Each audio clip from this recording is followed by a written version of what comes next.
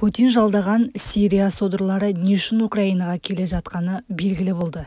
Ресейдің Сириядан алған жалдамалы әскері Украинаға соғысу үшін емес, Еуропа елдеріне қашып кету үшін келе жатыр. Олардың мақсаты қалайда Сириядан босап шығып, Еуропаға жету деп мәлімдеді Украина қорғаныс министрлігі. Украина солдаттары қолдарына түскен Сирия солдаттарын тергеп, не үшін Украинаға жалдамалы болып келгенін сұрады. Сонда жалдамалы жауынгерлердің бір тобы Ресей мен Беларусь еліне жетіп алып, кейін Еуропа мемлекеттеріне заңсыз миграциямен өтіп кетуді мақсат тұтқанын айтқан. Жақында Ресейдің Сириядағы Кеммин авиабазасында аттанған 30 содыр жаралымыз деп бізге келді. Біршама моральдық, психологиялық қысым көрген сыңайлы.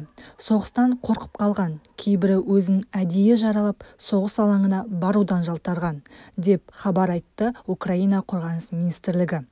Украина барлау қызметі мынандай мәліметтерді анықтаған. Бірінші, Ресей жолдаған Сирия содырлары осы елдегі Кеммин әскери базасына келіп, содан аттанып жатыр. Күніне 300 жендет аттанады. 15 наурыз күні Ресейге 150-ге келген. Ресей Сириядағы қару-жарақтары мен әскери техникаларын алып, Украина мен Беларусь шекарасына әкелу жолдарын ойластырып жатыр. Үшінші, Сириядағы Башар Асад үкіметі Ресейге 40 000 жалдамалы әскер берем деп уәде еткен екен.